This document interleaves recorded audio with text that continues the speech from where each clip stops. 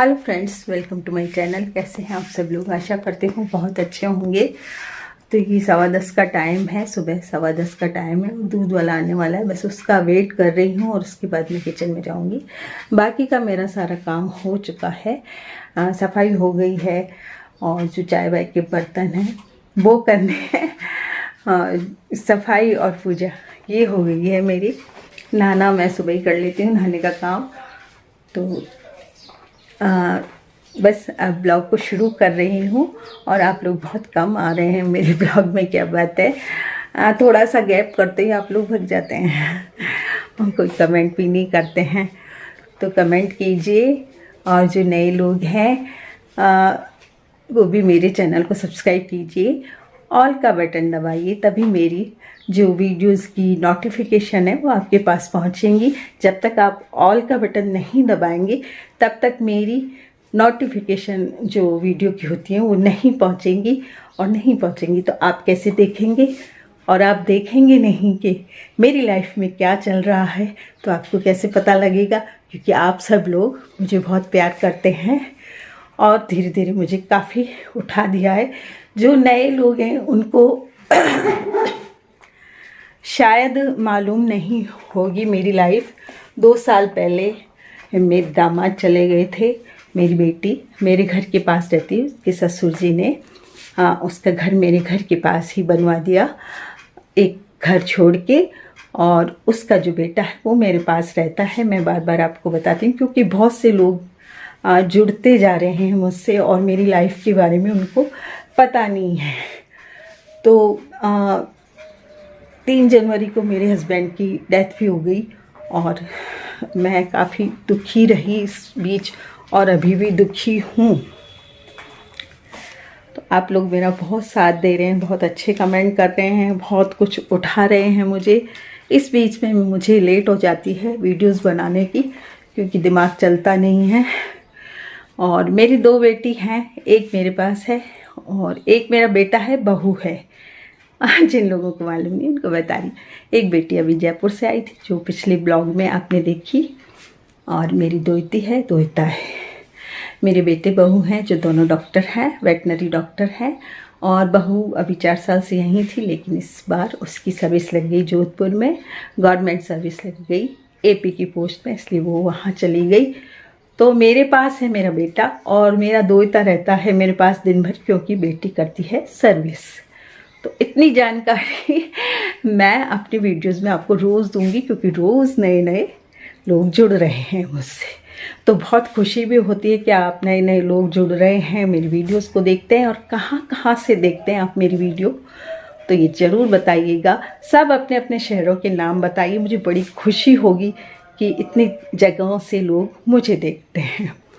तो मेरी वीडियोस में पहले काफ़ी व्यू आया करते थे, लेकिन इस बीच जो मेरे साथ हुआ उसकी वजह से मैं काफ़ी डिप्रेशन में आ गई और वीडियोस को ढंग की वीडियो आपको नहीं दे पाई।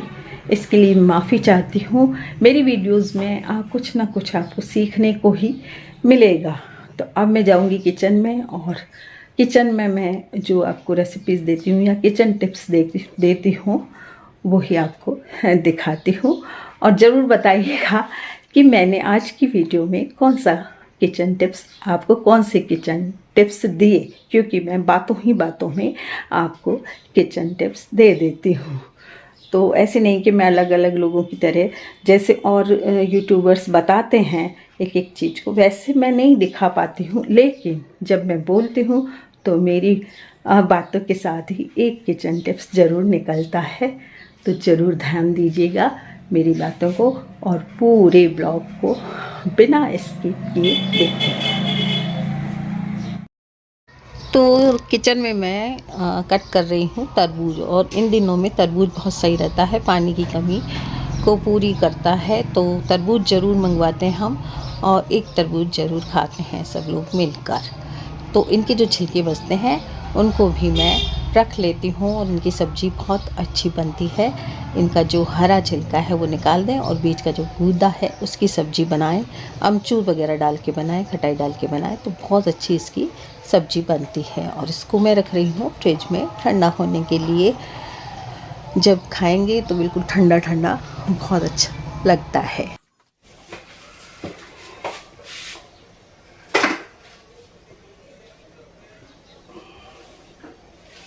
इन छिलकों की मैं चेरी बनाती हूँ, आपने मेरी पिछली वीडियोस में देखा होगा, और जो नए लोग हैं उन्होंने तो नहीं देखा होगा, लेकिन अगर नए लोग देखना चाहते हैं इसकी चेरी बनाने की रेसिपी, जो टूटी फूटी चेरी बनती है उसकी रेसिपी यदि आप देखना चाहते हैं नए लोग, तो मुझे कमेंट करके बताइएगा। मैंने अभी फ्रिज में रख दूंगी जिससे ये खराब नहीं होंगे।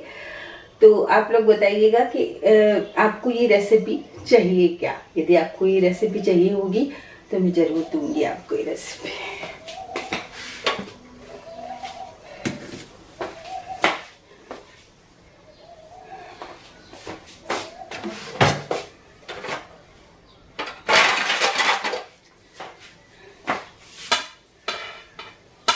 हाँ, करेले हमेशा मेरे लास्ट में बनते हैं, ले आती हूँ खराब हो जाते हैं। झनकाना जी का कमेंट आया था कि यदि मास्टर जी होते तो आपको डांट पड़ती। वास्तव में मास्टर जी होते तो मुझे डांट पड़ती, लेकिन उनकी डांट भी मुझे बहुत अच्छी लगती थी। तो वो मुझे डांटते थे जब सब्जी सड़ जाती थी ना बिना बनाए। तो इस बार बैंगन सड़ गए थे और वो टमाटर भी सड़ गए थे, जो मैंने आपको पिछली वीडियो में दिखाए थे। तो वास्तव में अगर मास्टर जी होते तो मुझे डांट पड़ती, लेकिन पति की डांट भी अच्छी लगती है। तो मैं बना रही हूँ। ये 4-5 करेले लेके आई थी और बड़े महंगे मिले मुझे, 40 रुपए के मिले शायद, 40 के ऐसे कुछ थे। इसलिए मैं सोच रही हूँ पहले ही बना लूं, गल जाएंगे। तो मैं इनको छिलके सहित ही बनाऊंगी।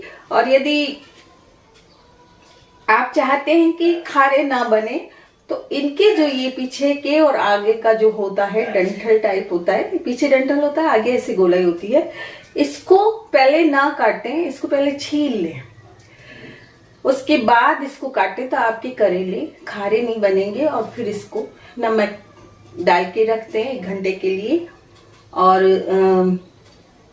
उबाल भी सकते हैं, नमक में उबाल सकते हैं छिलके उतार के। यदि आपको भरमा बनाने, छिलके उतार के और उबाल लें और नमक के पानी में उबाल के और फिर बना सकते हैं, बिल्कुल खारे नहीं बनेंगे। मुझे डायबिटीज है, इसलिए मेरे पापा इसमें मतलब ऐसे ही बनवाते थे छिलके समेत और कुरकुरे से बना लेते थे। तो इनको सूखे करेले बना दूंगी और इनको डायबिटीज वाले खा सकते हैं, तो ज़्यादा खारे ही सही रहते हैं। तो शुगर में हम इनको ऐसे भी, जिनके डायबिटीज़ है उनको ऐसे भी बना के खा लेने चाहिए। तो पहले धो लूँगी और फिर इनको गोल गोल कट करके बना दूँगी। मेरे बेटे को तो नहीं भाते हैं, लेकिन मैं उसके लिए दूसरी सब्जी बना दूँगी, इनको ख़त्म करूँगी। और हमारे यहाँ शीतला अष्टमी को पूजा की जाती है, इसलिए आज हम लोग शाम को बनाएंगे ठंडा, मतलब खाना बनाएंगे कल की तैयारी के लिए। तो शाम को बनाएंगे वो खाना, इसलिए आज अभी ये खाना बन रहा है। और सब लोगों के तो शीतला अष्टमी, शीतला सप्तमी पूजी जाती है, इसलिए सब लोगों के यहाँ ठंडा है, लेकिन मैं खाना बना रही हूँ। मुझे गोल गोल काट के बनाने, इसलिए इसका डंठल हटा रही हूँ। और अगर भरमा बनाती तो मैं इनके पहले छिलके हटाती और फिर डंठल हटाती। तो अभी मैं गोल बना रही हूँ और छिलके वाले ही बना रही हूँ, और बिल्कुल सिंपल सब्जी बनाऊँगी, जैसे रोज़ सब्जी हम बनाते हैं वैसे ही बनाऊँगी।